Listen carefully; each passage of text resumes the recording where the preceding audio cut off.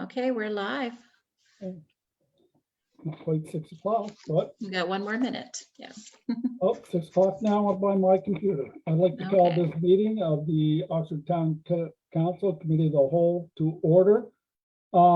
You've all got the agenda in front of you or a copy of it. Would someone like to move to accept the agenda? Councillor Edshed, second by Councillor Jones. Approval of the previous minutes. Any questions or comments? Okay, got someone to approve. Is that your hand up, Councillor Jones? Second by Councillor Black. Okay, motion carried. We'll start with a presentation from Donna Jewers, RCMP liaison, regarding Nova Scotia Department of Justice and the police restructuring model. Welcome, Donna. Go ahead, please. Good evening, Mayor. Can you hear me okay? Yes. Wonderful. Hello, everyone, and thanks for inviting me this evening. So I have been involved with this file just since the beginning, and I understand from Linda that you did receive a copy of all of this information prior to the meeting tonight. So I'll try to keep it short. I'm just going to do a high-level overview of what has transpired on the policing review since it started, and we go way back to 2018. So the municipality of Cumberland and the town of Oxford in 2018 submitted a joint request to Department of Justice to conduct a policing review for Cumberland RCMP. The district consists of 5 RCMP detachments in Amherst, Oxford, Spring Hill, Pugwash, and Parsboro. As a result of the policing review, it recommended that Cumberland RCMP could reduce by 3 regular members, reprofile one of those members to a public service employee to serve as a court liaison officer. And this option also included closure of the Pugwash detachment and combine Oxford and Pugwash resources at the Oxford detachment. So then in 2019, the municipality of Cumberland, they voted to implement this option from the policing review to reduce by 3 regular members, reprofile one to a court liaison officer, and close Pugwash detachment. So around that same time, the town of Oxford, and I realize some of you council members are new this year, so you may not have been there at that time, but Linda was certainly involved with all the meetings. So the town of Oxford established a separate policing services review committee on their own, and it was a lot of work. I was actually privileged to be on that committee, and they got proposals from Amherst and RCMP, and they did a lot of work. There was also a town hall just to get feedback from the residents of Oxford.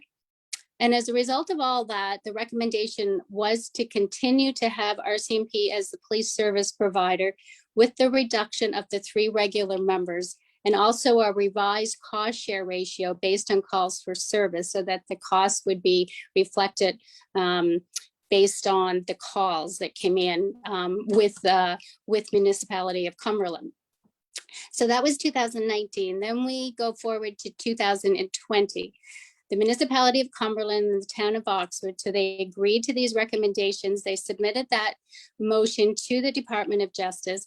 And at that time, the former Minister of Justice, Mark Fury, he approved the reduction of 1 regular member to the public service employee, but he was hesitant to reduce by the full 3 regular members, because the stats that this decision was based on was for 2017.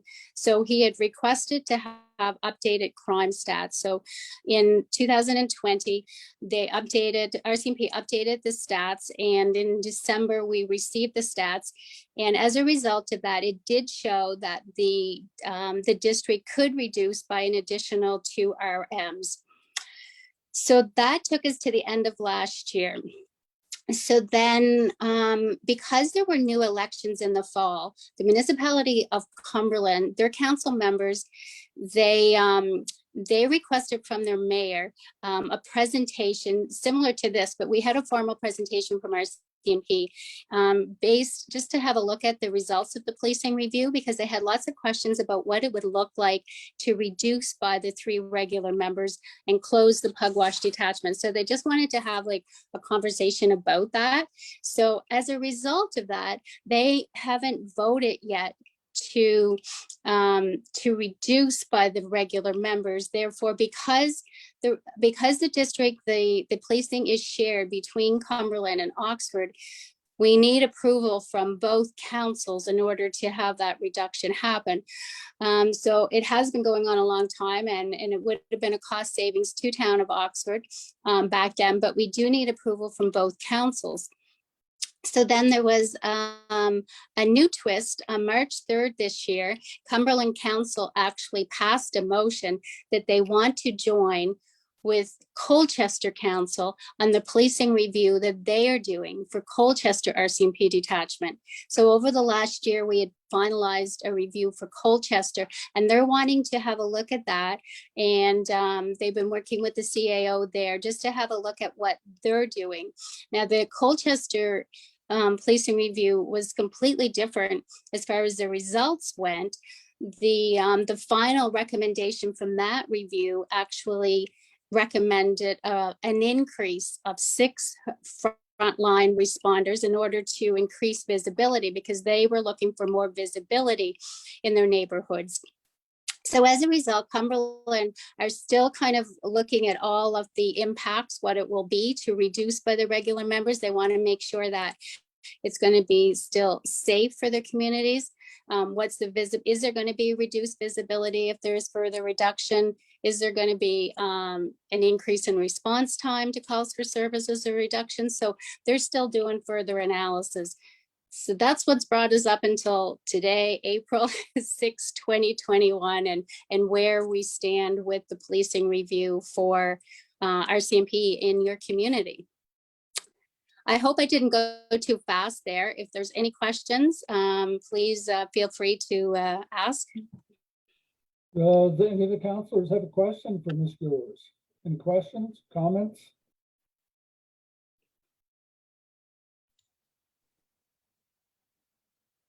Yes, Councilor Edshed.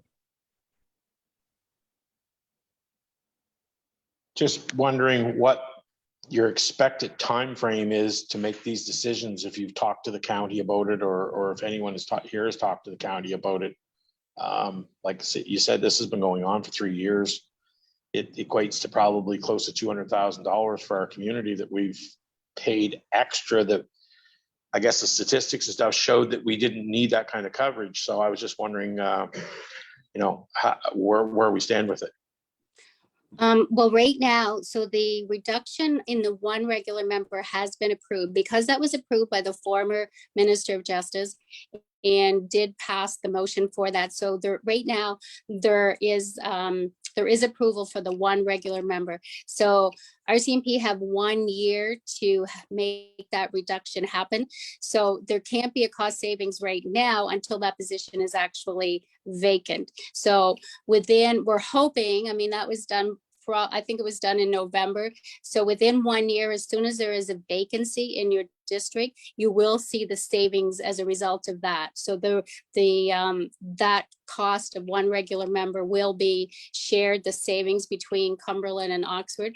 So for the reduction of the other 2 regular members, I'm in touch with the CAO all the time for Colchester, trying to find out what's going on, what's next steps. They have hired a consultant to actually review the analysis.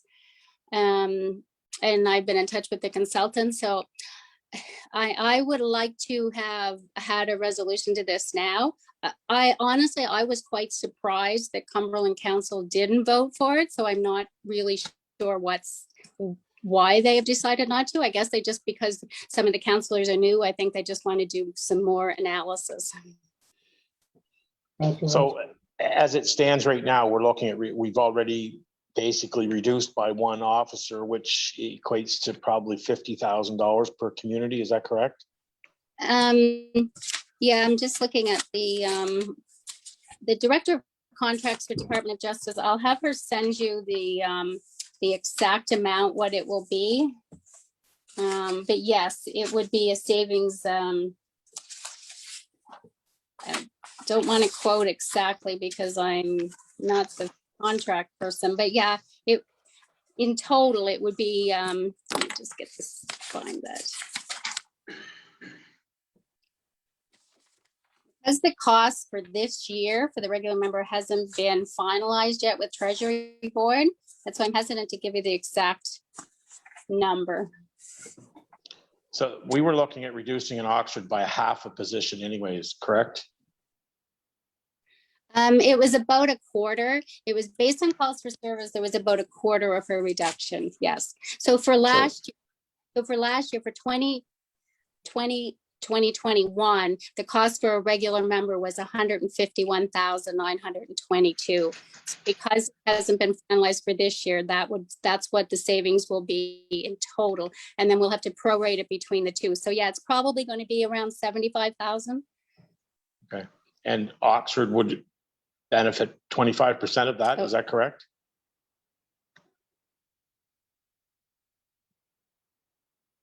Hello? Can we bring her back? That's all right. Donnie, you froze up. You might have, oh, you're back. Did you hear that last question from Councillor Edgett? No, I didn't. Okay, can you go ahead, please, Councillor Edgett?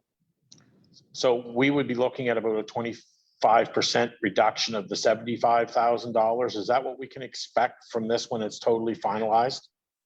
No, it's from the 151, so like 25% of that. Okay, and that, like, if we reduced, I thought we were going to benefit from a half an officer, basically, or a half a position in the overall scheme of things, if it was reduced by the three. If it was reduced, let me just get the numbers here.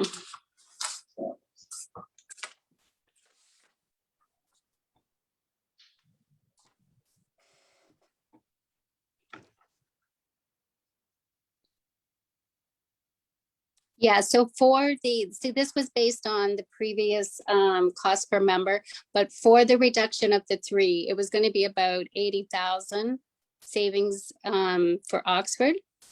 Okay, so is that what we could, like, so is that about a half a position? Am I correct in saying that? Yes, Okay. it is.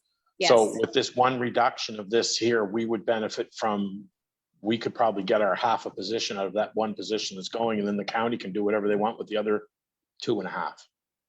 Well, exactly. Yeah, that's why, I mean, if as soon as they vote for whatever way they're going to vote for, then we can have the director of contracts come join us and have both councils, and then we can have a look at that.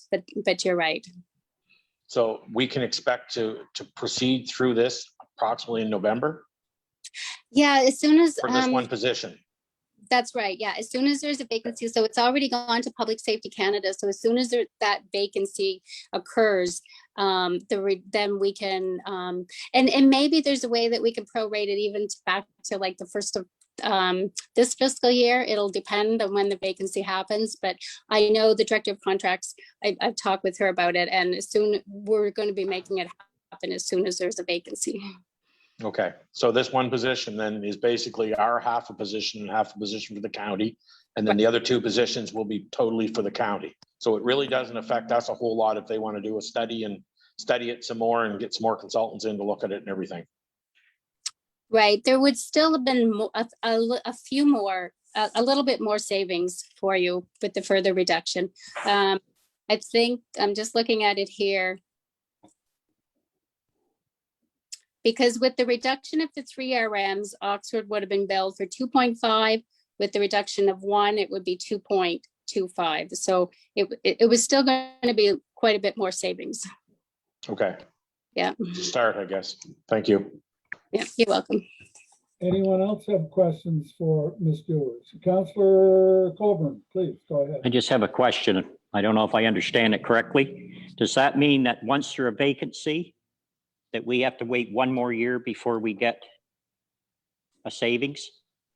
It works out to be whenever there is a vacancy, yes. So whenever there is a vacancy now, you will be able to get the savings for the reduction of one regular member. Then if both councils agree for the further reduction of two, as soon as there are vacancies, then it's up, they have up to a year. The reason they have up to a year to do it is because members would have to, transfer. You have to give a member a notice, right, to vacate. And it may also include forced housing. And so under the Police Act, we have to give them a year to do the reduction. Okay, but the minute they vacate, then our savings starts. Exactly. Okay, thank you. You're welcome. I have a quick question. I hear rumblings about a new contract for the RCMP. How will that affect this, for our savings? Or impact it, I guess, is a better question. I'm not sure what you mean when you say rumblings. Is this from the former Minister of Justice when he announced it would be a review of the RCMP contract? Well, yes, I think if I might be mistaken, but I was under the impression that the RCMP was coming under a new contract negotiations with the beginning for the force. And I was just wondering if that would impact on any savings we might see down the road. Yeah. It's ongoing right now because there has been a change in the Minister of Justice. So it was the former Minister of Justice, Mark Furry, that had announced that he would like to seek a review of the service. So the current, we now have a new Minister of Justice, Randy DeLore, and so he is still exploring that. He's just trying to find out, do all his own fact finding, right, and find out exactly what that would look like. But the current RCMP agreement that you have is a 20-year contract. It doesn't expire until 2032. Okay, does anyone else have any questions for Ms. George? Okay, well, I'd like to thank you for participating tonight. I'm sure we've learned a few things, and I appreciate you taking time out from your schedule to join us. Thank you. You're welcome. And I don't think we did mention that even though the reduction of the one regular member hasn't occurred yet, so to affect your savings, they actually have created a court liaison position. So that actually was created in the fall. So there is an additional public service employee in your district now serving as a court liaison officer. And that pilot project has been working across the province. And so already I've been hearing that it's a huge success there because then there's consistency in having one person deal with the courts. I don't know if you heard anything about that, but I've heard it's been working very well. I'm just curious, will that affect our billing from the RCMP, that court liaison? No, not at all. No, because the public service employees are billed differently. It's a shared cost. So it's your charge is based on the amount of regular members. Thank you. Yeah. How is do you mind me asking if just because I was so involved with the committee that was in town of Oxford looking at police services, do you mind me asking how it's been going lately? Councillor Colburn or Adshed, who was on that committee? Most of the councillors that were on it are gone, and I would be safe to say that committee is kind of non-existent at this present time. Right. No, I realize it's non-existent, but I mean, how is policing services going in Oxford now? Sorry. Oh, I think it's going as well as it ever has, to be truthful. Okay. I haven't seen a whole lot of crime in town here lately, and I'm on the police advisory board, and the reports aren't really coming back that there's a lot going on anymore, any different than what went on here in the past. Okay. That's good to hear. Councillor Colburn, you've got a comment? Well,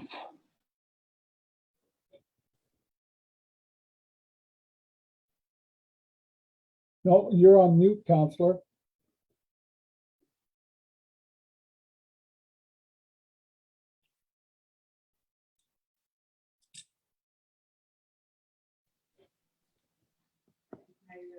Yeah. There we go. hear me now? Yes, we can. All I was going to say is there seems to be more visibility. Oh, good. I'm glad to hear that. Good. And the last gentleman who just spoke, so is your police advisory board meeting on a regular basis? Councillor Adshead? Yes, we've been meeting regularly since, I guess, since the election, and we got our new committee together. So I think we have another meeting either this month or next month, whichever they go. I guess it's every quarter. So Okay. we've been meeting regularly. Okay, great. Thank you. Okay, well, thank you again, Donna. We Right. appreciate the time. Thank you. Some more questions from anybody? I don't see any hands coming up. Okay, well, thank you again. And if there's any other questions after tonight, feel free to reach out to me. Linda has my contact information. Yes. Great. Thank you, Donna. Thank you. Good night. Good night. Okay, new business. Vacant memberships, the Lillian Albin Animal Shelter, Cumberland Regional Tourism Marketing Committee, and the Tourism Advisory Committee. Was there anything, was there paperwork on that, Linda? Yes, actually, Okay, I just letter- got some, I got some information today, actually. First of all, the Lillian Albion Animal Shelter, they want to know if we have interest. They have availability, it looks like, on their board. And so they're looking to see if Oxford as council would like to have a membership on it, or someone to represent from Oxford as a volunteer, perhaps, however council wants to look at that. Okay, so it doesn't necessarily have to be a council member, be a citizen at large? I believe so, yes. My Yeah. understanding, yes. We don't have anybody. If anybody out there watching would be interested in representing Oxford, please get a hold of Linda, and she'll give you whatever details you might need for it. The Regional Tourism Marketing Committee. Yes, so with that one, I just got that today, so it's in front of me here now. The Cumberland Region Tourism Advisory Committee. It's mandated for a 3-year term. And the makeup needs to have a counselor, one council member from the town of Oxford. So we do need to have, it has to be a council member, and we need to fill that empty place. Okay. Okay. And then the other one, oh, sorry, you want to talk I about was that going one? to say, if any of you counselors are interested in serving on that, just shoot me an email or a text, and we'll get your name out to them and get you whatever information might be required. Yes. Yeah. They're a pretty active group, and I've been talking with them regularly. So as soon as someone's interested, that'd be Okay. great. And that's the same with the, let's see here, just looking up their proper name. The Cumberland Region Tourism Marketing Committee, and then the Tourism Advisory Committee. So the Tourism Advisory Committee they have a memorandum of understanding between the municipality of Cumberland, town of Amherst, and town of Oxford. So we need one elected official representing the town of Oxford as well, appointed by the town of Oxford Council. Good. Oh, 2 separate committees. separate committees, okay, that's good to know. 2 counselors for that one. Okay, I'll take that under advisement. Okay. Next up, building communities through arts and heritage. Okay. I just glanced at that. I didn't have a chance to read the whole thing through. Is there any discussion on it, Linda? I just wanted to put it out there to let people in the community know that there's this grant out there. The information is in the council package, which is linked up on our Facebook there. The community anniversaries component of the Building Communities Through Arts and Heritage Program provides up to $200,000 in funding for non-recurring events. There's many different types of funding you can look into, so it's something good if somebody wants to put something together. This opportunity is here. So there is money to be had. This is from the Yes. federal government?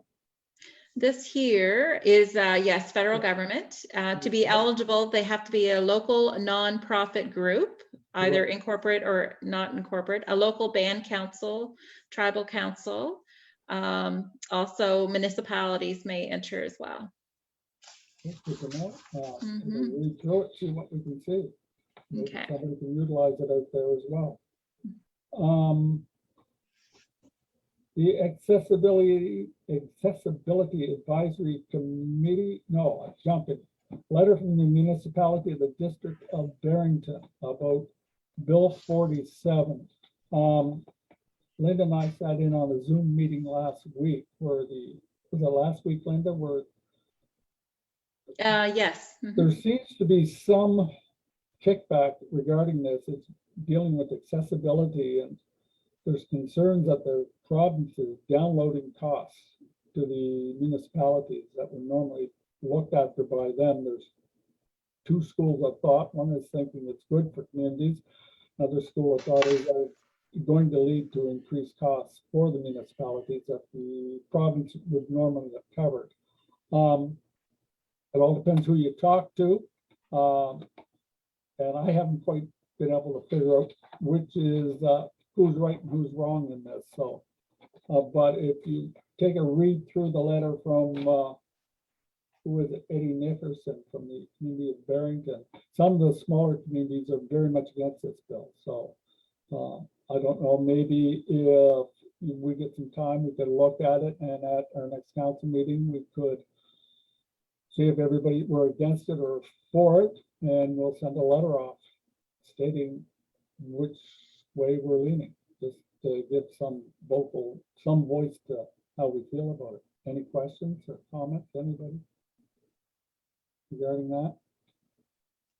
Oh, take time to read through it, both of it, and we'll see what we can find out.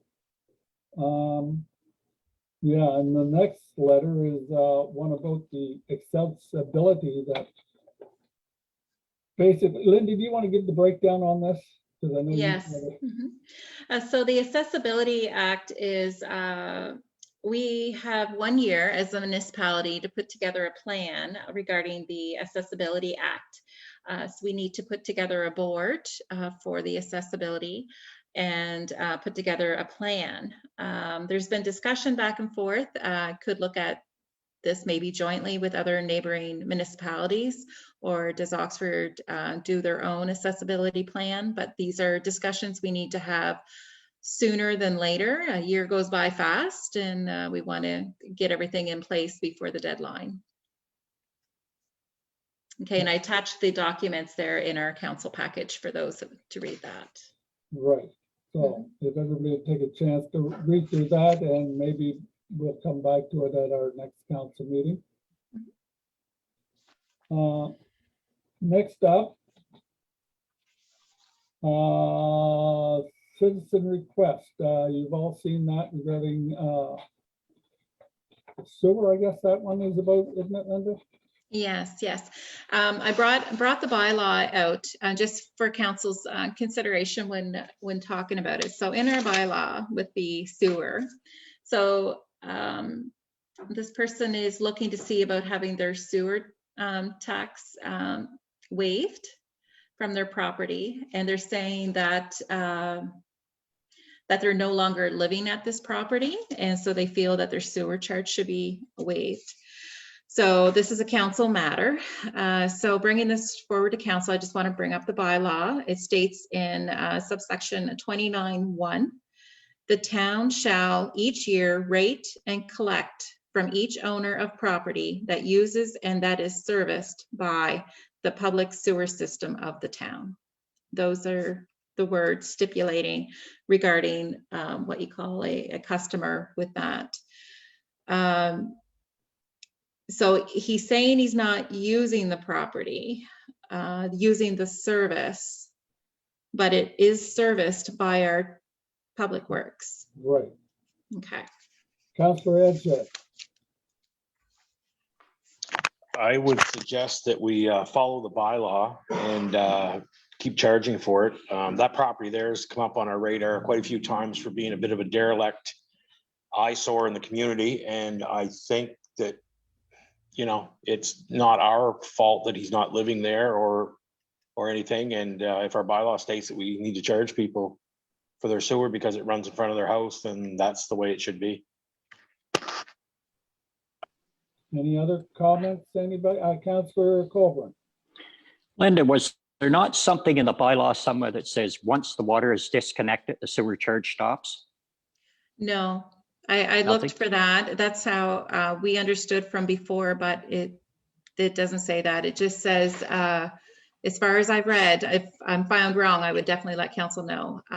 But it states just what I had read earlier there, just to collect from Okay. each owner and that is serviced by the public sewer Because system. I know years back, it was always believed that once the water was disconnected, you can't use the sewer anymore. So, okay, Yes.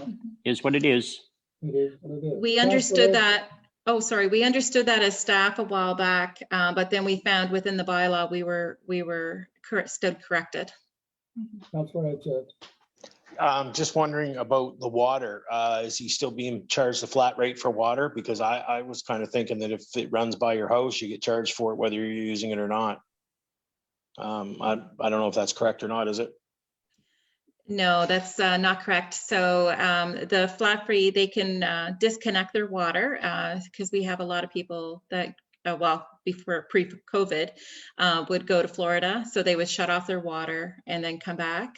And so there'd be a disconnection fee. And so that's what's stated in our utility review board. So there's no flat fee for water. Right. Okay, any other comments or questions?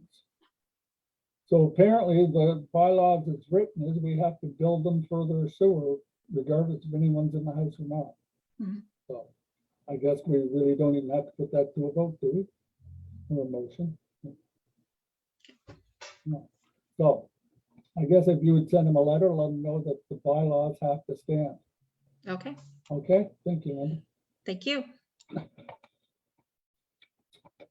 Next up, so the minor baseball information and discussion. There's a couple of letters there.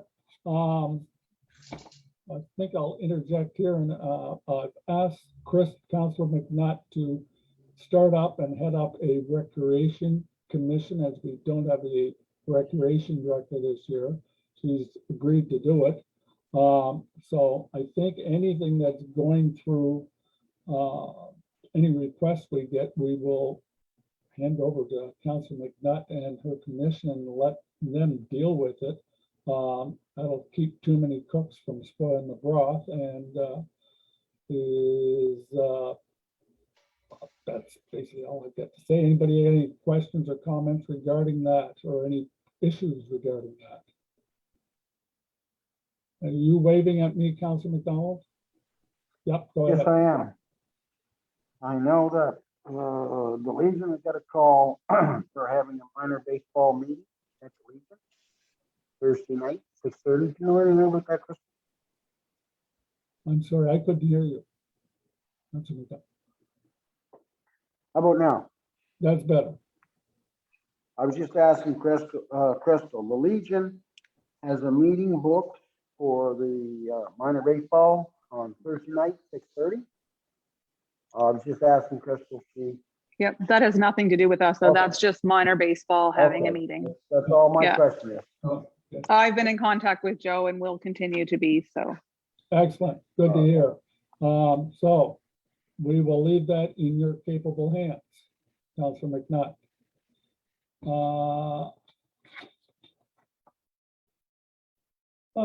Habitat for Humanity update. Has everybody had a chance to read the letter from them? Or anybody have any questions or comments regarding that? Or do you have anything to add to it, Linda? Have you heard anything? You're on mute. I can't hear you. You're on mute.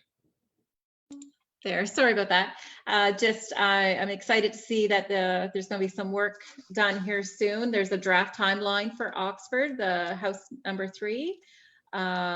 January, right now they're planning and prepping, in August of 2021 is planning for build, and they're looking for a key ceremony in December. So that's the plan for 2021. Do we know if they have a family yet? I don't know. But, okay, well, good. Okay, so we can something to look forward to this summer. Next up is a letter from citizen correspondence letter. Basically, it's in reference to all some of the garbage that's being strewn about town. And I know I've had more than, besides this letter, I've had a couple of people contact me expressing concern over this sheer volume of garbage that is sort of appeared since the snow has disappeared. And wondering what council could possibly do about it. So I think it's something we should address. I mean, I see where the public or our town crew has put out some more garbage cans. Hopefully it's not too much of an effort for people to walk over and put something in it as opposed to throw it on the ground. I mean, it is their town as well as ours, and we'd like to keep it clean, but I don't know. Anything, Councilor McNutt, go ahead, please. I think the letter was a lot more about the attitude of the kids too, and I don't think we can change that. No, we can't change that. That's up to their parents to change that. Absolutely. No, like I say. I mean, if we put garbage cans out, I don't see what else we can do. I don't think the letter was stating that the town is garbage. I think it was more about these kids are disrespectful, and I don't see how we can change that. No, we can't. But like I say, we can encourage people to pick up. Yeah. Encourage parents to encourage their children to pick up. And I've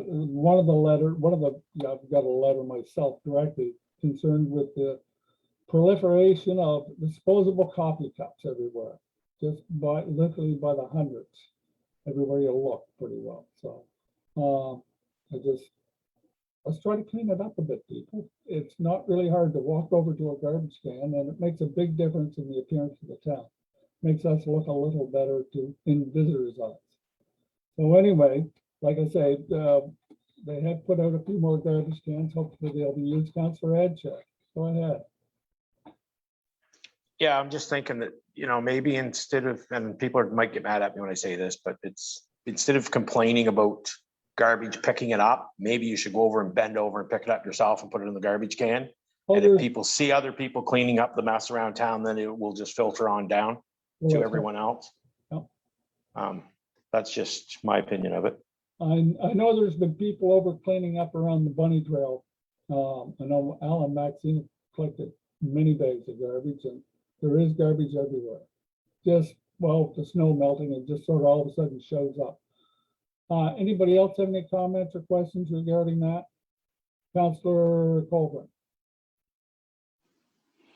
I just want to make a statement to go along with what Councillor Edge had said.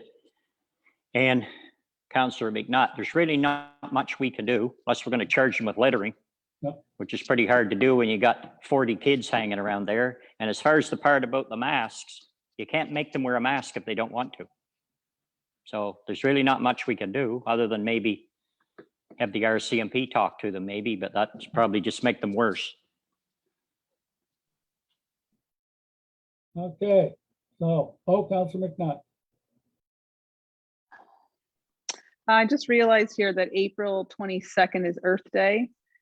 So I'm not going to guarantee it, but maybe with this Recreation Commission, maybe I can get something. We'll see.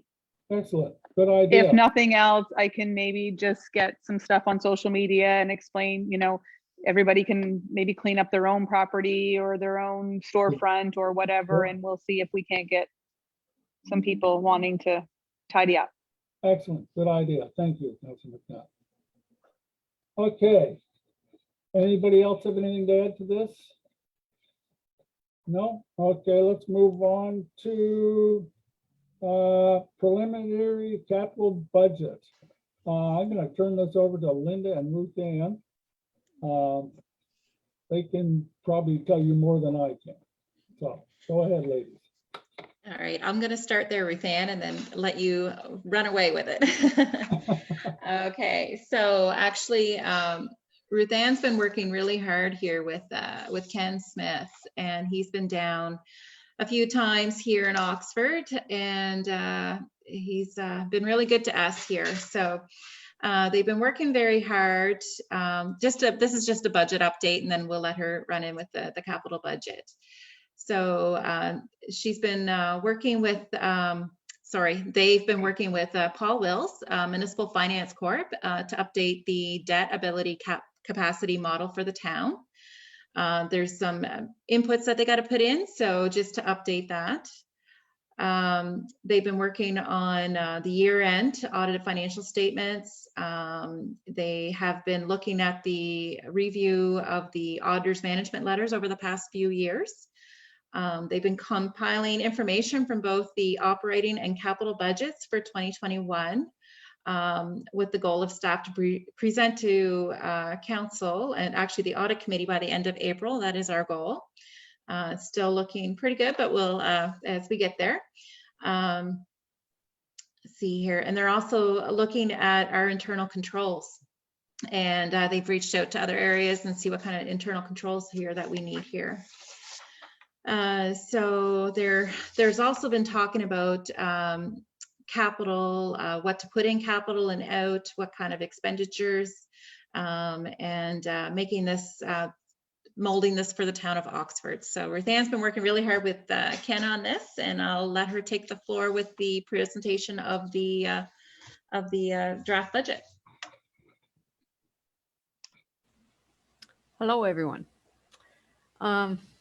Yeah, so you're going to see some numbers here that are going to scare you in this capital budget. But basically, we just have to get a handle on what needs to be done in capital projects for future. So what Ken advised, and take all the information we have and what we need in capital budget and plug it into the next 10 years.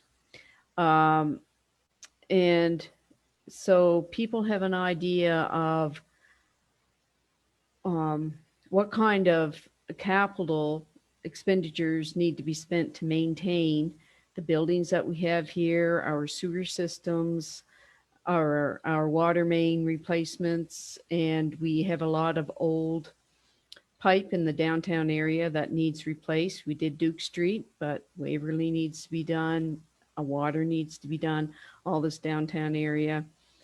It is at the age that needs replacement, or you have a high risk of water breaks and further problems, which we wouldn't want to get into with water.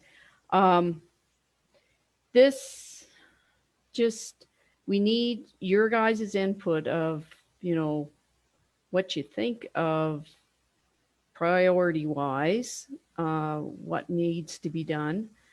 And it also lets you know how much, let us know as a town how much we need to be putting into reserves so that we can actually afford to get or are able to get funding for projects going forward. And provincial and federal funding is based on the part that we are able to pay our share as well. So we have to put money into reserves in order to do these capital budgets, these capital projects in the future. And so we have to have that's why it's kind of important to do this capital before we have all the general operating, because there's a line in general operating that puts money into reserves. And those reserves we have to build on in order to be able to borrow money for capital projects in the future. That's basically we understand it. So what I did is I took the report that was done on the town hall and the OPH hall and took the cost out of that report done from Eagle. We had a presentation done last spring. But I don't have a lot of information on the medical center other than they want a new pump heat pump there. So as far as, major capital, like when it will need a replacement of roof and that sort of thing, I don't have much information on the medical center. But now the first year so I did up to 10 years and I just plugged numbers in where, a lot of this stuff will get pushed. Obviously in 2021, 22, we're not going to probably be able to do all these things for sure, but a priority would be a good start. And at the very end of this report, you'll see where I summarize the actual costs of all the costs involved in repairing and the maintenance of the town hall and the OPH hall. And then also all the most urgent water main replacements. And and I put those in years just to give you an idea what's ahead of us for the next 10 years if we want to maintain, as we should, those capital projects.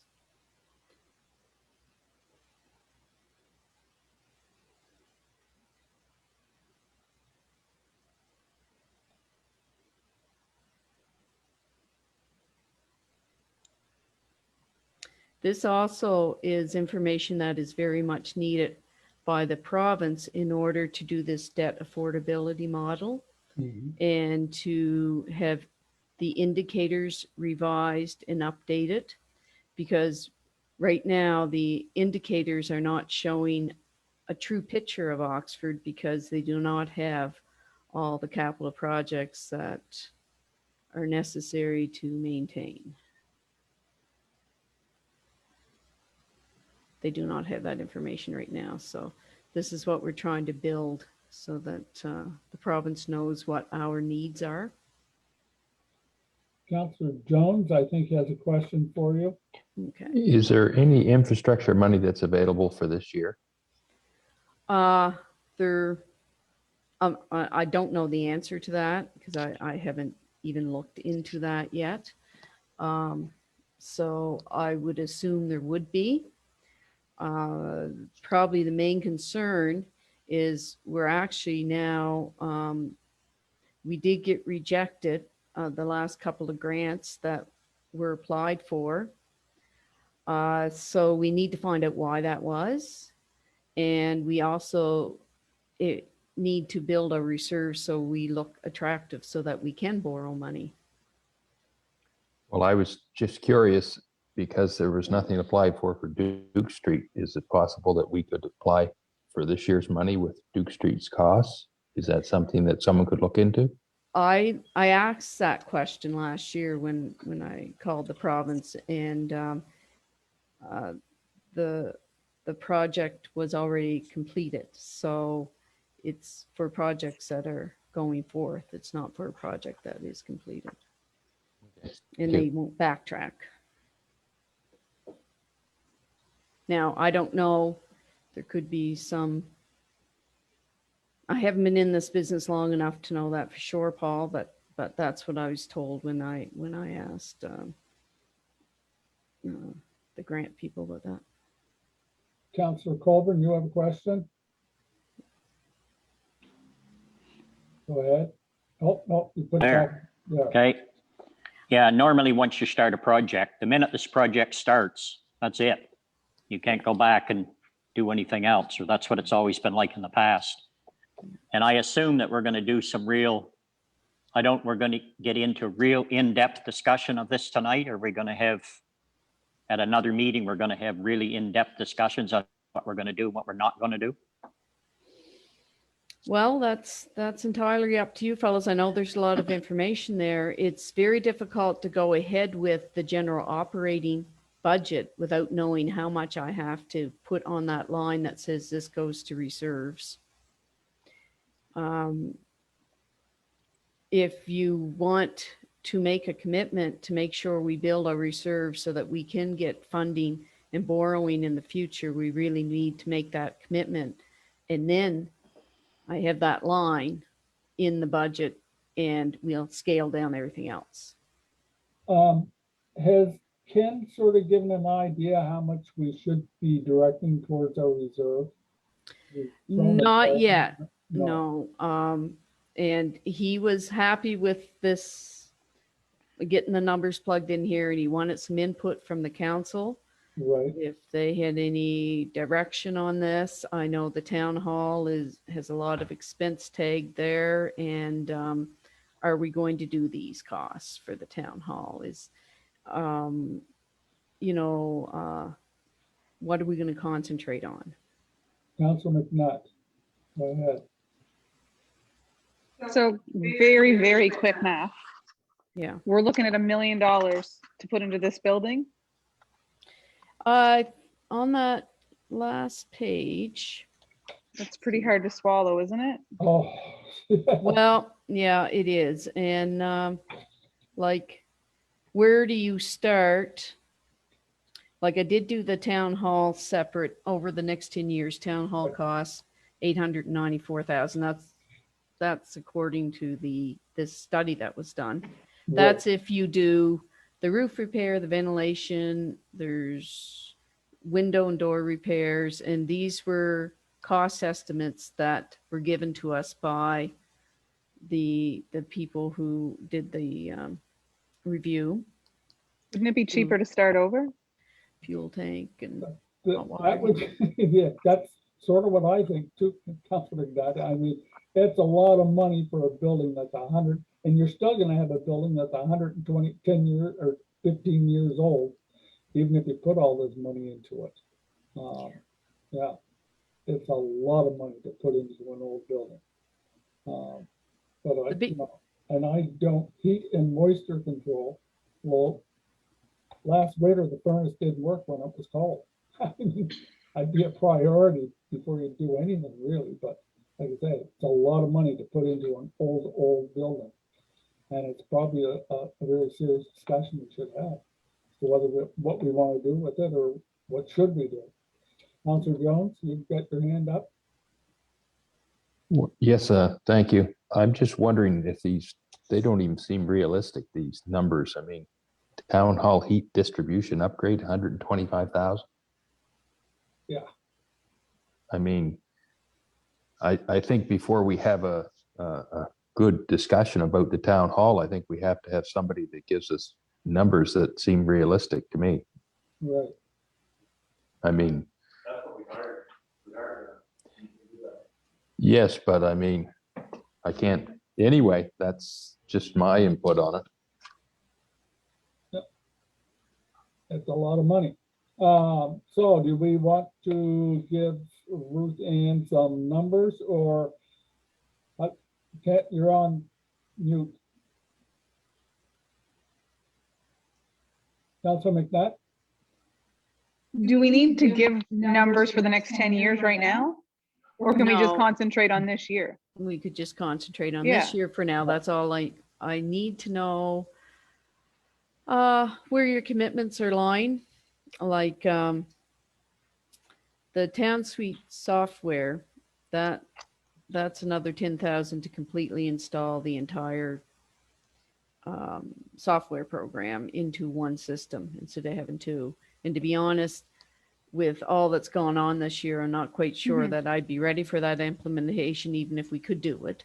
Oh, really? But saying that we could do it maybe come the fall if things actually get ironed out, and because there's always a lot of hiccups with the software change. Right. And the town hall roof replacement, that was in his list in this report for the first 3 years. He listed a bunch of repairs that he suggested, and roof replacement was number one. So that's why I kind of wanted you guys to look at the town hall, just to see, like, if you're going to replace a roof for $37,000, are we going to commit to the place, and maybe we can, or maybe that number is way off, but that was just from the report that's the only number I had to go by. I'll put it that way. So But according to this Eagle review, it was the number he had. Town hall boiler, we don't have any hot water here. And that was a fix for the hot water. Situation is get in a different boiler. Linda knows all the mechanics of the boiler now, so she could explain that one. But anyway, there was also a suggestion with the town hall that if you're going to do all this work, at some point you're going to run across the asbestos issue. And so before you decide to do a lot of this work, you should have a asbestos review done to figure out what costs would be involved in that. Medical center, heat pump, were approximate $7,000. The arena automation project, which was mentioned earlier, is $62,000. We can't borrow for that one. That one has to come out of operations because we already have the money for it. And breathing apparatus for fire department, they need a couple more packs there. Breathing apparatuses come to $22,000. They also need a new fire truck, which is $100,000. So a replacement of the Kubota tractor with sweeper and sidewalk blade, $67,000, $68,000. And then our usual paving, which is covered by gas tax. So that's not too big of a concern because we had the money there for that in gas tax. The paving and the trails for $10,000, just like we did last year. So the paving and the trails, those are the two things that we can take out of gas tax. We can't take all these other capital projects out of gas tax, just the paving and the trails. So. Okay, Councillor Coleman, you've got a question.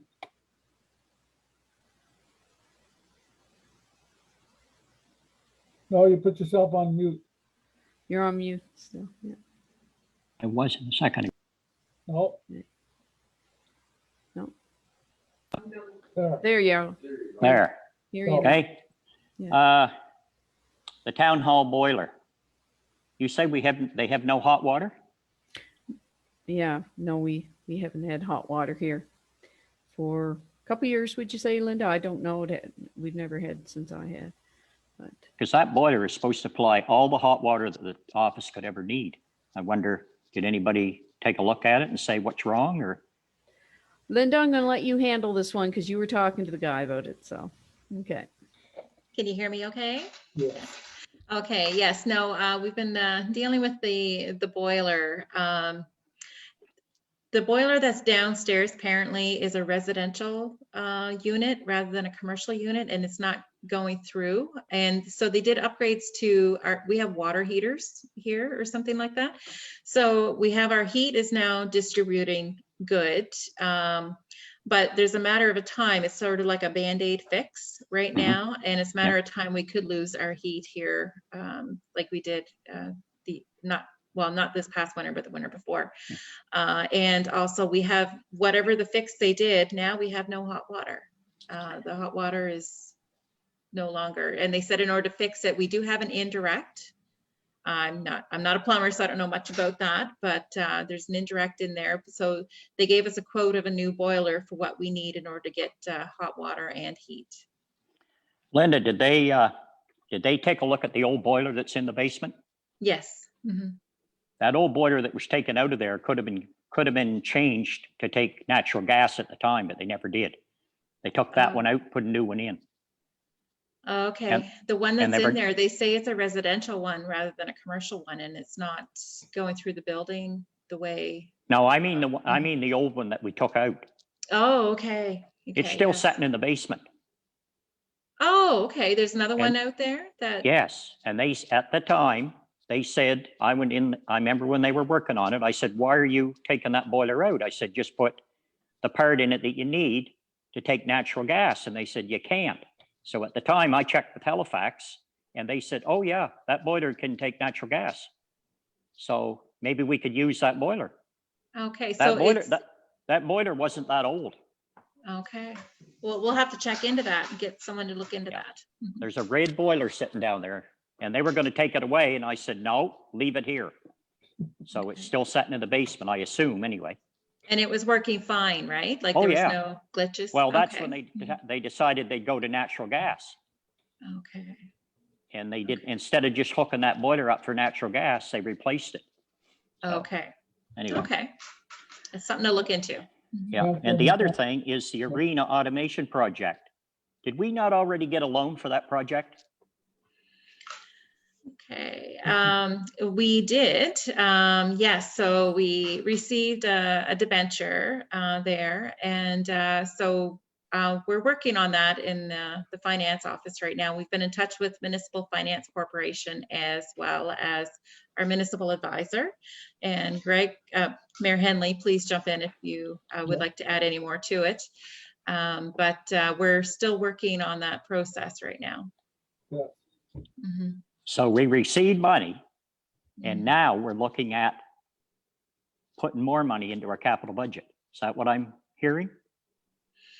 Basically, yes, that's what you're hearing, but the money that was gotten for this was not applied to the, what's it called? Debenture? No, what they're doing at the arena. The arena, it wasn't applied to the arena project at all. It probably got Really? general funds and got utilized for other things. You're not allowed to do that, are you? No, you're not. So that's why we've gone to the, what's it called, the municipal lending, the The board. fund. Yeah, the Finance funding board, and tell them we found this. And we're waiting to set up a meeting with them to arrange, to see what's going to be the outcome of it. Okay, so we received money and the money went to another project that it wasn't supposed to, or wherever it went. Yes. As Lovely. far as we know, yes.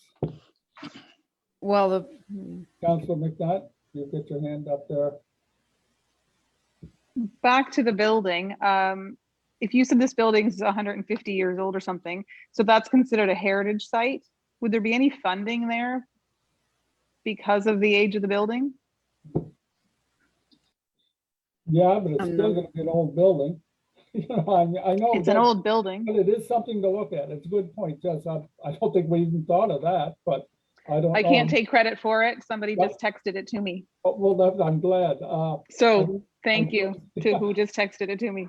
Yeah, well, thank you, but I don't know if it would apply to the mechanics of the building, but it's worth looking into. Thank you. But we're looking at the roof and windows and doors Yeah. and the outside and Well, it'd be a good start. Any free money we can get, we'll take. Okay, good point. We lose Councilor Colburn? No, his screen is off. Yep. oh, Okay. yeah. Right. Okay, thank you, Mark. There we go. Okay. Anybody else have any questions or comments or anything they want to bring up to the, I'm just curious, why couldn't they just, they can't fix the boiler or switch it over, why couldn't they just put an electric a water heater in? Just a standard, I mean, you guys don't use that much hot water, and not that much hot water is used in the town hall. Just for washing and whatnot, just put in a, $500 water heater. Call it a day. The heater that's in here, the boiler that's in here right now is not providing the heat properly. It's not going to last. It's not It's a gonna Band-Aid last. fix. Okay. Yeah. Okay. So we would definitely look at what Councillor Colburn mentioned there, there's another boiler in there to see If about. it can be retrofitted, Yeah, I sure but would. this fix was and it costs money every time they come down to visit to fix, and yeah. Okay, good. Well, we'll have it looked at, I guess.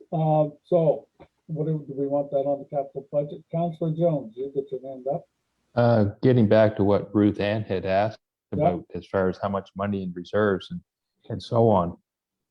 Can you tell me what the last 3 years, the average amount we put into reserves were? Well, because we ran into a deficit, we did not put any money in reserves there the year before. And we have in our budget for this year 30,000 to put in reserves, but I'm very doubtful if we're gonna have that left over to put into reserves, to be honest, Paul, for this year, because there was a lot of problems with the budget.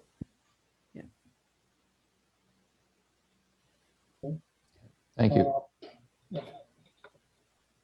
So, myself, I'm inclined to think we should maybe not do a whole lot in the way of capital projects and dump as much as we can into reserves just to build those up again. Because the day is coming when we're gonna have to borrow money for some projects.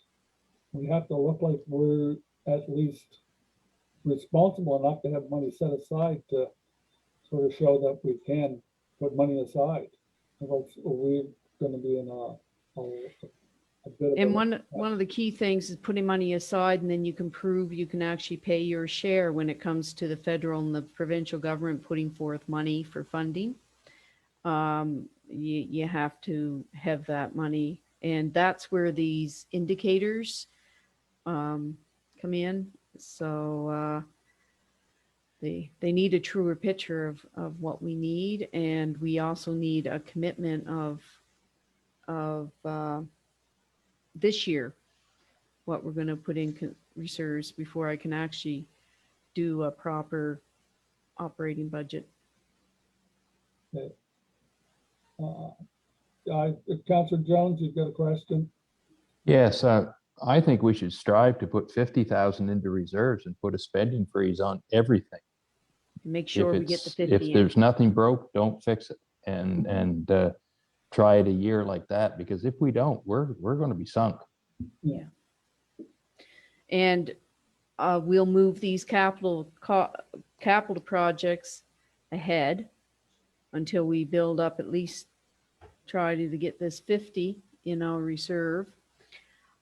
Ken will be back up in a couple of weeks, and he foresees that not being enough after we get through the rest of the general operating, or if that would be, we'll strive for 50. I'll put that in the budget and we'll try to work around that. Is that? Councillor Colburn, you've got a comment, question? Yes, I agree with Councillor. Good Lord, Jones. Sorry, Paul. I agree with what he said. I don't think we should, Alzheimer's just kicked in. Yeah. I don't think we should be spending anything on capital unless we absolutely have to this year. So, I know we can't take a motion at a COW meeting, but a general consensus of council that we tighten the belt and try to put some money away for rainy days. Like I said, can't take a vote, but a head nod, yes or no, would help, or comments, questions? No. Councillor McNutt? Do we have to spend that 80,000 on paving? You can't, it's got to be, the gas tax money has to be used for paving and trails. Is that what it's for? Am I Okay. correct in that assumption? Yes, that's what I understand. And I know Wes has a schedule with the paving, and it Yeah. has been working out to around 80,000 a year, Okay. keeping certain roads paved. Yeah. So if we, and we do get that money, we have that money already in gas tax, so I know it's there. Yeah. Yeah, I think I agree with Councillor Jones. I think we need to look at the boiler. Yeah. And I think we need to figure out the heat pump at the medical center. But other than that, I don't see anything else on here that is an emergency. No, I don't know. I think imagine the fire department like their breathing apparatus, but that's just my opinion. Councillor Jones first and then Councillor McDonald. No, you're on mute. Okay, that gas tax money, as I understand, when projects come up, for instance, like Duke Street, can't you tap into that for some of the funding, or is it, I guess that's paving, but wouldn't it be nice to have that money in reserve if that's what we can do for projects, so that when infrastructure money comes available, it's 50-cent dollars or 30-cent dollars for spending instead of just, carte blanche spending $80,000 a year on paving? I know the streets need it, but I wonder if we can take advantage of that cost sharing if it comes available. Okay, and I'm not all that familiar with how much his cost sharing works and all that yet, but I do know that there are projects that other projects that you can tap into gas tax, but I know in the last one, the Duke Street project, the water main, the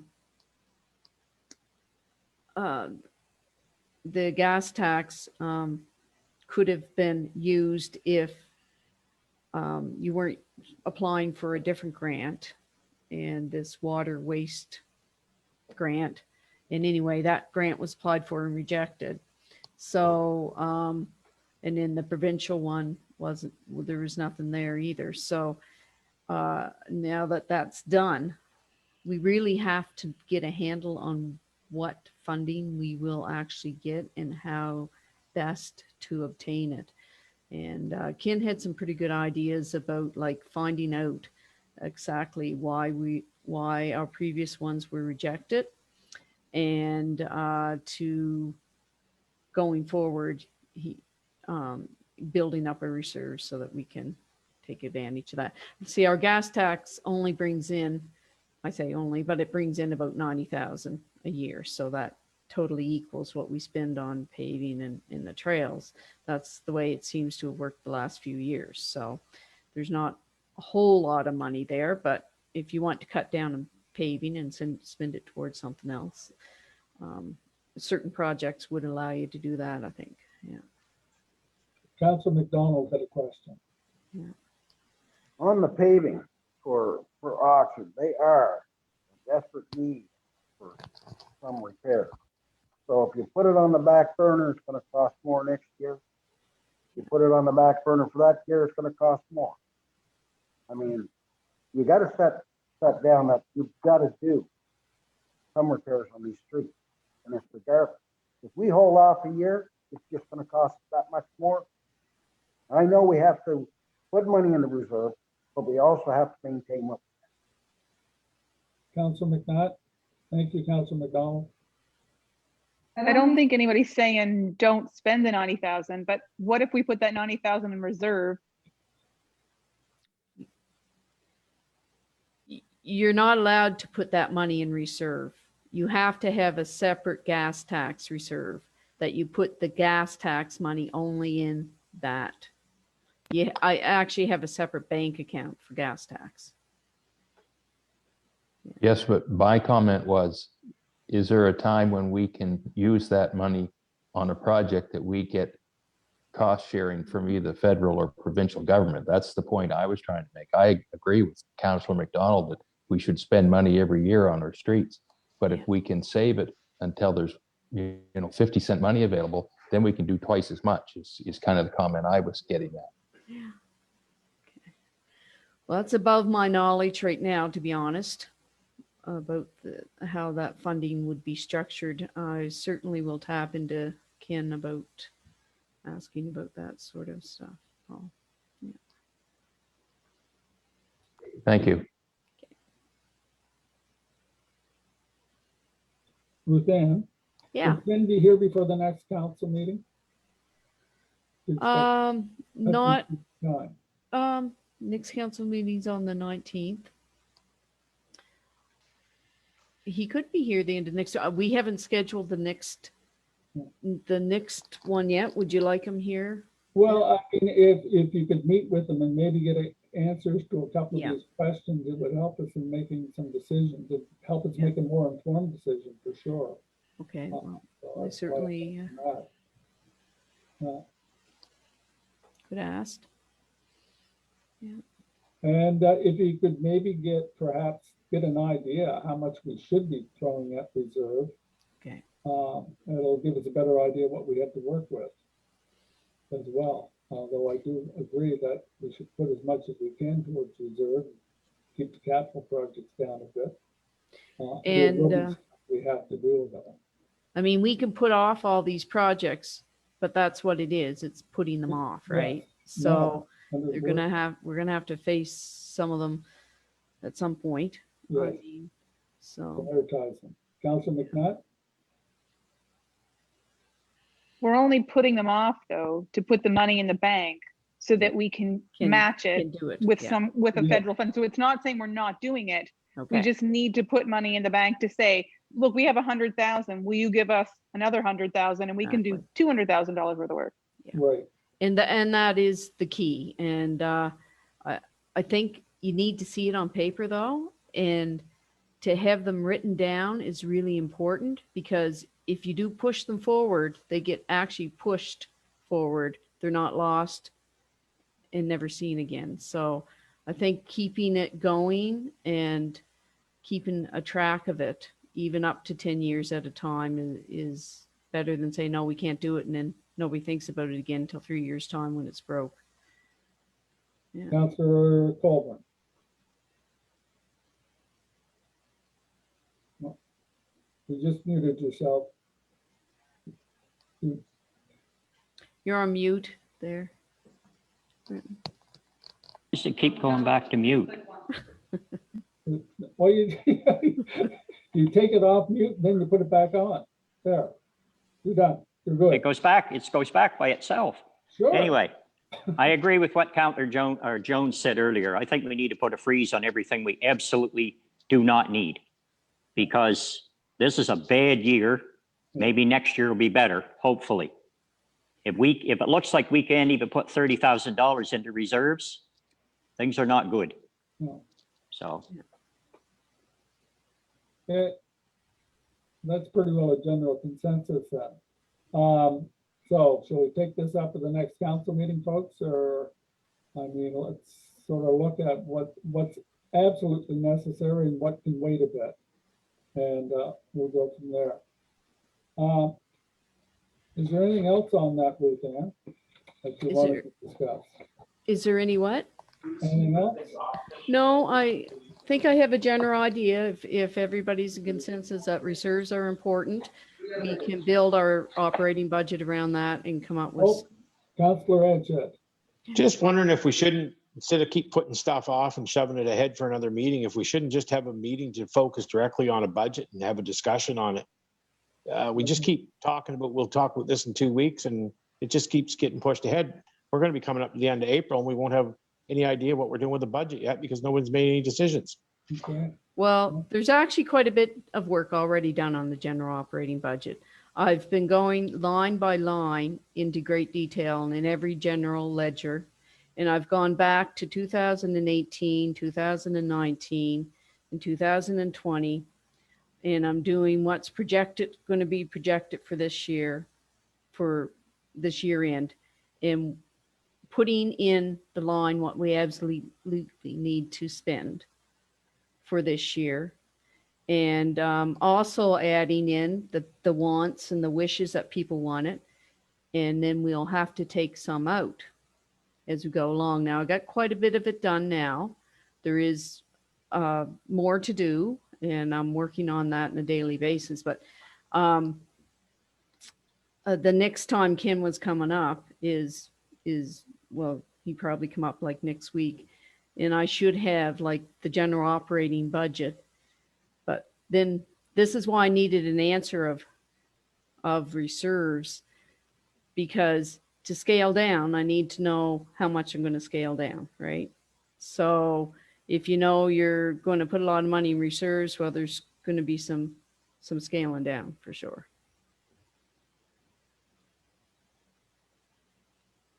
Councillor Colburn. And we do plan on having a general operating a budget ready by the end of April for the audit committee, right? So. Yeah. Councillor Colburn. Oh, I guess kind of getting back to what Councillor Edgett just said. If he's not coming till next week, then it's only a matter of one more week and we have another meeting. Yeah. So at our next meeting, we got to be prepared to be here a while and settle it, and that's the end of it. Yep. Do what we have to do, or whatever. Do what we got to do. Yeah. Yep. Well, this is the reason we have an audit committee too, is it should be brought to the audit committee too. The plan is to bring it to the audit committee, get their thoughts, and then bring it to council as a report. Right. But certainly needed your guys' input to know what direction to go in. Right. Yeah. Anybody else have anything for Ruth Ann on the budget? Okay, next, NSFM update verbal report from Linda. Okay, you can hear me all right? Yes, we can. Yes, okay, wonderful. Let's see here, your worship and we attended a meeting there last week on NSFM, and we had a few great presenters there. They were talking about the vaccines rollouts. We had Tracy Barbeck, and she presented about the vaccine rollout, how they're moving the product around to keep cold. It's one of a main focus that they have. There's 5 bottles of delivery. They have long-term care, healthcare, worker clinics, centralized community clinics, distributed provider clinics, and an outreach. And she noted that age is by far the single biggest risk factor for morbidity and mortality. Dr. Strang was on the call as well and supported Ms. Barbeck's presentation. And he was stressing that the next few months are important to practice the health protocols measures, and that public health measures still need focus. And he's hopeful that by the summer we can lessen the restraints on these protocols. Then Mr. Bernard Miller, he was on there talking about job loss in Nova Scotia. And he presented a chart of statistics. And in Nova Scotia, we're actually doing pretty well compared to other provinces within. Nova Scotia is at 0.4 job loss since COVID, compared to Newfoundland with they're down 7.6%. It looks like Nova Scotia is achieving a good recovery from COVID. And let's see here, the biggest hits regarding COVID is wholesale, retail, accommodation, and food services. They've been hit really hard as they rely, a lot of their business is through tourism. See here, and then we got to meet, I met Minister Brendan McGuire from Municipal Affairs, and he was reaching out to us. He was talking to us about the bill there, Bill 47, and just that the concerns that some of the municipalities were having regarding the stressors of financial stress regarding the accessibility. So that's just a verbal report on the update of the meeting we just had, but it's looking good. We're proceeding as with COVID and following the protocols, and hopefully we can get this taken care of with the vaccines. Yes. Okay, thank you, Linda. Poetry month. You have anything on that? It's attached in our agenda, and at the very last page, yes, the very last page there, it's just to address that April is Poetry Month, and there's encouragement for everyone to follow on Facebook Poetry at Large. And there's a chance to win a nice prize there, Wild Blueberry Poetry Basket of Goodies. There's a lot of local great talent, and they're going to be featuring throughout the month. So maybe follow on Facebook the Oxford Poetry Committee, which is Poetry at Large Oxford. That's on Facebook, people. That is on Facebook. They have their own Facebook site there, and we post things for them as well here. Excellent. Okay, thank you, Linda. Okay, is there anything else that anybody wants to bring up, or someone like to move for adjournment? Councillor Colburn, are you moving for adjournment? Just have a question. When are we going to have a discussion on chair people for the departments? How about Monday night? Next Monday night. Everybody available for Monday night, say 6:30? Shouldn't take too long. Okay, thank you. Okay. Okay, someone would like to move for adjournment? Moved by Councillor Jones, second by Councillor McDonald. Meeting adjourned. Thank you, everybody. Okay. I'm going to call the meeting of the Special Town Council for Oxford together for Tuesday, October the 6th. Call this meeting to order. You've all seen the agenda. Could we have someone move for approval of the agenda? Moved by Councillor Jones, second by Councillor Black. Okay. Basically, we have an RDF regarding the Duke Street Water Main Spring debenture. I'm going to let Linda talk here because she's more familiar with it than I am, and then we'll discuss and vote. Go ahead, Linda. Okay, thank you, Your Worship. So we have an RFD presented to you as council here tonight.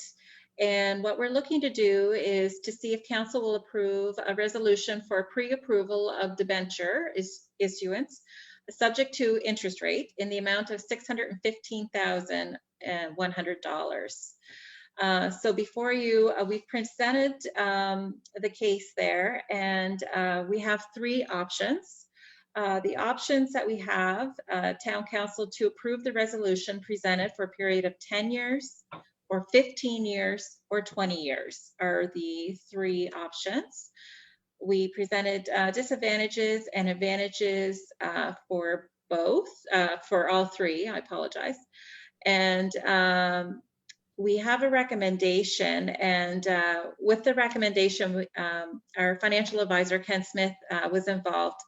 And with that, he's in the opinion that council should take a debenture out for the longest term which is available in light of the following. And he states the following there. Do you mind if I read this, or? No, go ahead. Okay, great. Go ahead. So one, the UARB decision dated September 26, 2019 regarding the town's application for an amendment to its schedule of rates had anticipated the water line project being fully funded. As there was a significant shortfall in the funding, the upcoming application will likely require an upward pressure on the water rates. If the water utility paid down the principal quicker over the 3-year period, the smaller savings in interest would likely be significantly offset by higher principal payments, leading to an upward pressure on the required rates. The UARB may not look favorably on this. And as you're aware, principal payments are classified as an expenditure leading to a surplus or deficit for water utilities versus private sector accounting, which treats principal payments differently.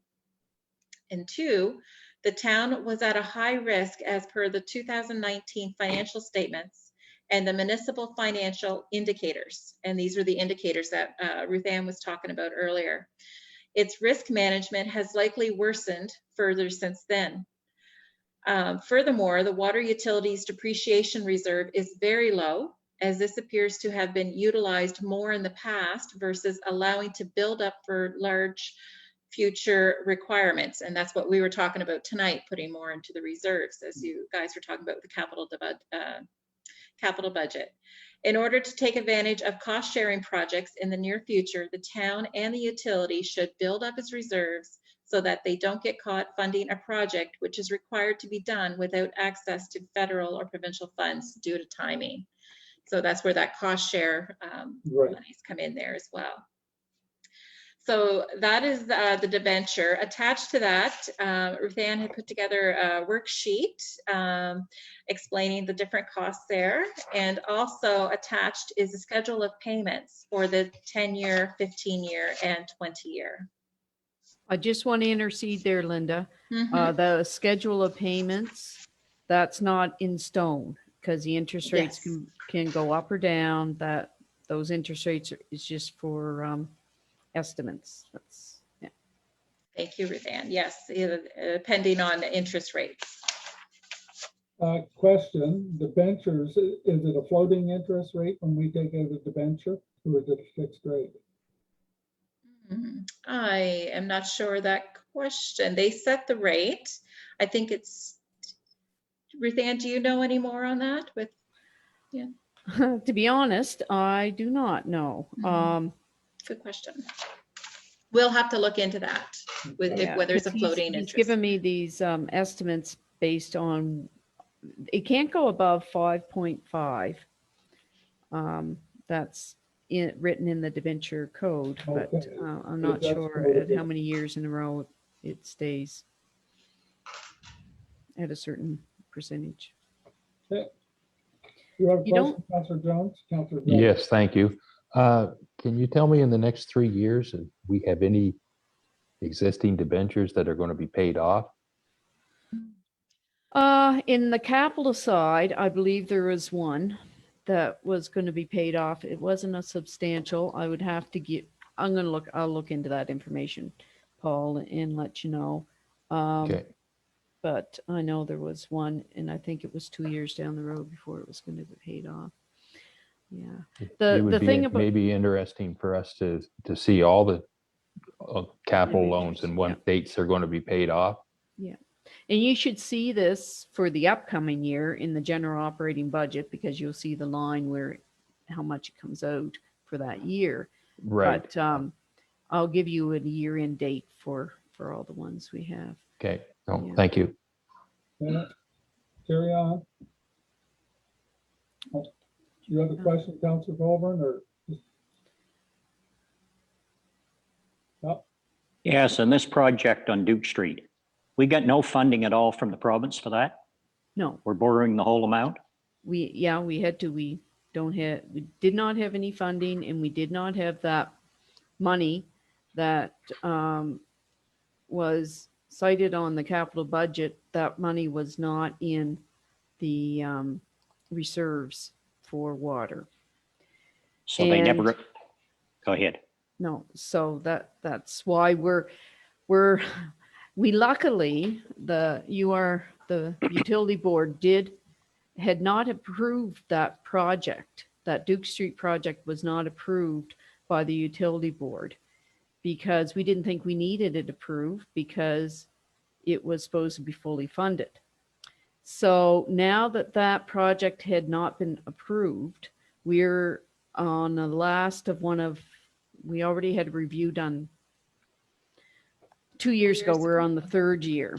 So Ken suggested we get another review done right away because they will have to consider that Duke Street project in our water rates, our upcoming water rates, in order to get the reserves built back up.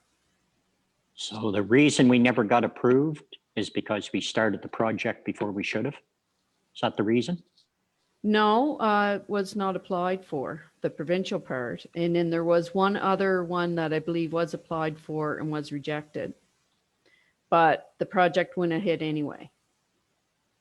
So I'm a little confused. So we didn't apply for it because we figured we had so much money that we didn't need to, or? I don't know, that wasn't my say at the time. I have no Okay. idea. Yeah. So we had some, like, we could have got some funding, it just never got applied for. Well, I'm not, Okay. I'm not sure if we would have got Okay. it or not. So, All right. Just Okay, a question. Go ahead. Well, when you talk about the water utility, but I mean, that's really not a saving grace because that's just going to raise the water rates for the residents, is it not? yeah, we'll probably look at an increase because of that project. Because the last review did not take that project expense into consideration when they set the rates. So when we get another review done, which it's been suggested we get one done this started also that next spring, we'll have a rate to reflect the money that we have spent on that project. Okay, but so getting back to the original question of what term, I would make a motion that we go with the 20-year term. And Well, we've got to read through it before we get to that. I think I've got to read it first, Paul. Councillor Just Jones. one sec, may I Oh, interject yeah, there? go ahead. So just also in this, and Ruth Ann, correct me if I'm wrong there. So we're not borrowing the full amount. We borrowed a short-term borrowing of 663,000 Right, back there in the spring. well, not spring, earlier this year in January or February? February, I think. February, okay. February, yep. So Ruth Ann tallied up all the costs, and the cost of the actual project was the 615.1. I think she's got finer numbers than that even, but that's roughly what it was. Right, So we're looking to just to borrow the 615.1, and we would have to pay back the difference from the 663 Right. back to the Municipal Finance Corp. Am I correct in saying that? That's Ruth Ann? correct, Linda. Mhm. I'm sorry I neglected to say that, but yeah. Oh, no, it's okay. Um, Yeah, I got it. We're supposed to only borrow the amount for these debentures for the actual costs of the projects.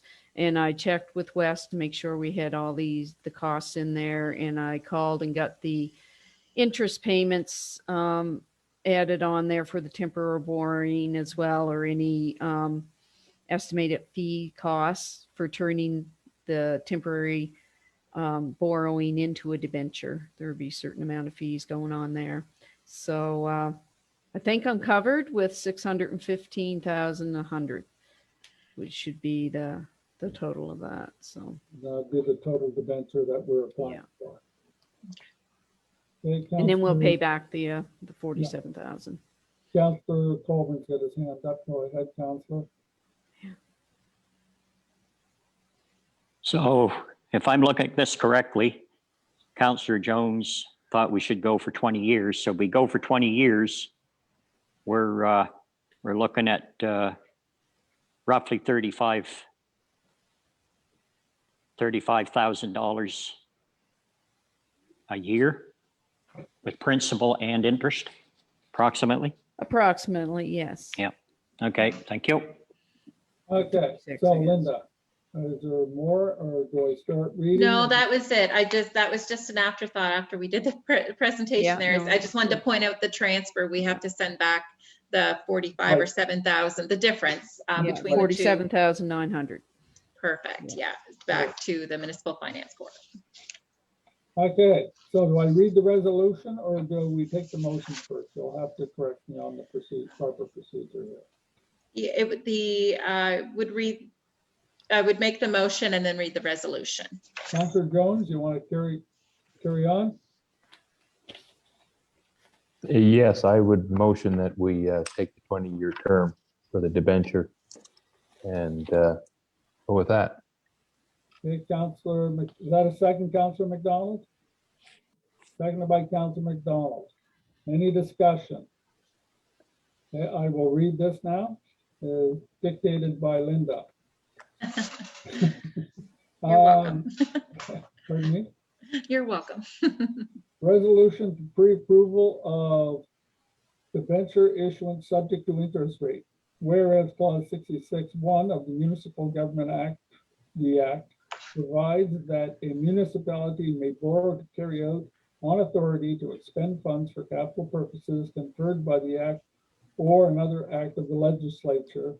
And whereas clause 91 brackets 1 bracket A of the Act provides that where a municipality is authorized to borrow money, subject to the approval of the Minister of Municipal Affairs, the Minister, that the sum shall be borrowed by the issue and sale of debentures in one sum or by installments as determined by the council. And whereas clause 91(1)B of the Municipal Government Act authorizes council to determine the amount and term and the rate of interest on each debenture, and the interest on a debenture is to be paid, and where the principal and interest of a debenture are to be paid. And whereas clause 91 bracket 2 of the Municipal Government Act states that in accordance with the Municipal Finance Corporation Act, the mayor or warden and clerk, or the persons designated by the council by policy, shall sell and deliver the debentures on behalf of the municipality at the price, in the sums, and in the manner deemed proper.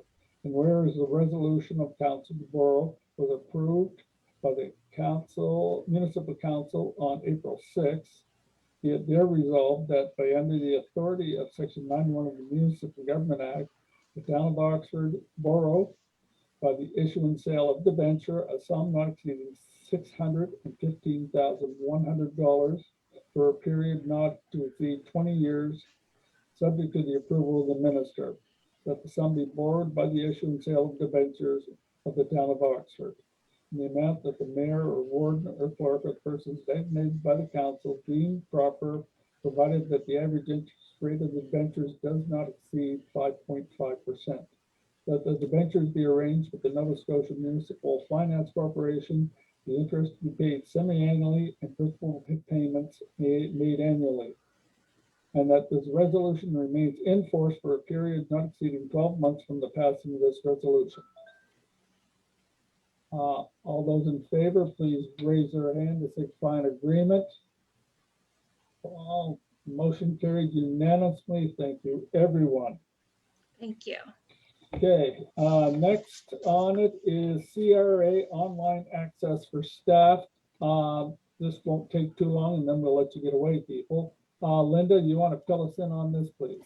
Yes, so recently, just with the turnover here, just with the staffing here at the office, we don't have access to our CRA online access, but we have learned our auditor has CRA access online for the town of Oxford, and he needs a motion from council to allow access to Ruth Ann and myself. He would be able to grant us online access with a motion from council. Would someone be willing to make that motion? Councillor Jones, moved by Councillor Jones, second by Councillor Edgett. Any discussion? All those in favor in aforementioned motion, please raise their hand so we see everybody. Motion carried unanimously. Thank you. If you get a hold of Mark and get him to get that set up, it's been passed. Thank you. Thank you. That'll help. Okay, that'll make your life a little easier. Yeah. Yes. Okay. We'll meet again on Monday night at 6:30 for heads of committees, and could someone move for a motion for dismissal?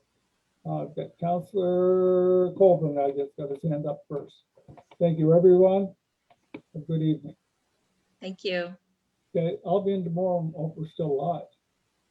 Oh, yes. Just one moment there. Okay. Yeah.